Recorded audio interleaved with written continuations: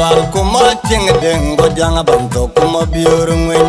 penya belwan when kwaye kut atek to gale bai vanda achin tui gubur pandano na yamu ladar tok mudeng malwal kuma ching deng go janga banto kuma biurungin penya belwan when kwaye kut atek to gale bai vanda achin tui gubur pandano na yamu ladar tok mudeng malwal kuma ching deng go janga banto kuma biurungin penya belwan when kwaye kut atek to gale bai vanda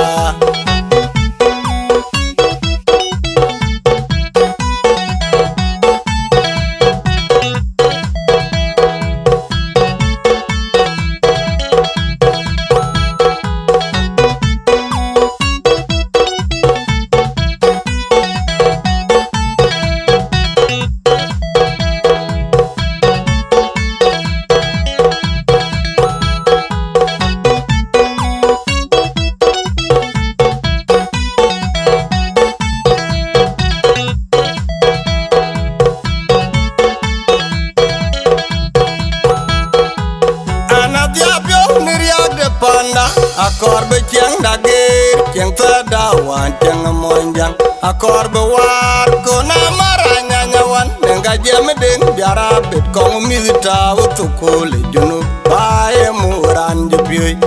tejine koj ma nim kewe aga pinga pot anong rane jamu wer bela yomya kupinya nong rane kaji bior wer po kende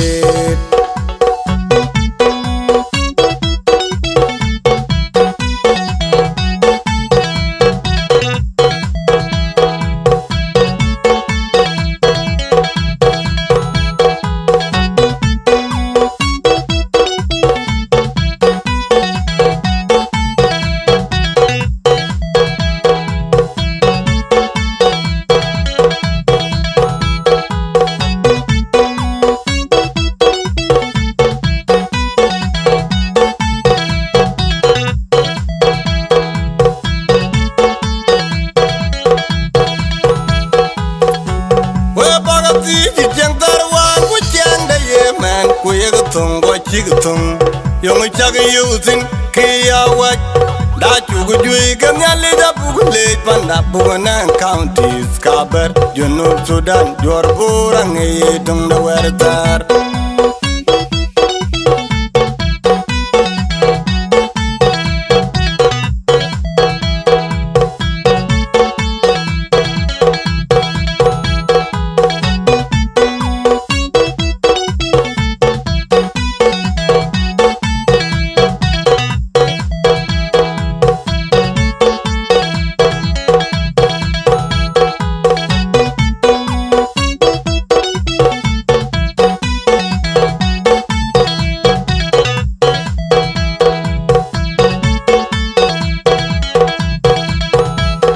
Jentri gubur pandano na yamu ladar tok mudeng malwal kuma ching deng go janga banto kuma biurungin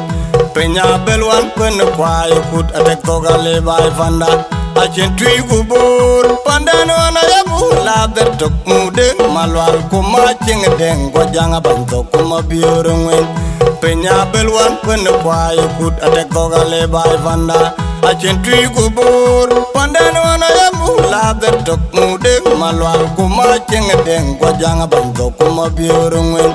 penya belwan pen kwaye kut atek to gale bai vanda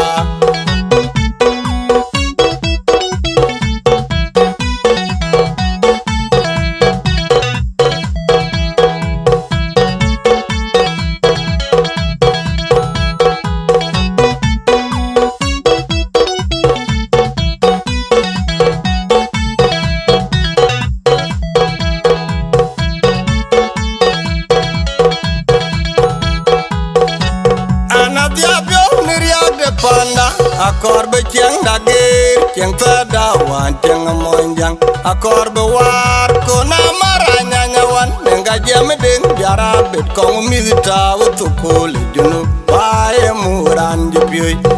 tejine koj ma nim kewe aga pinga pot anong rane jamu wer bela yomya kupinya nong rane kaji bior wer po kende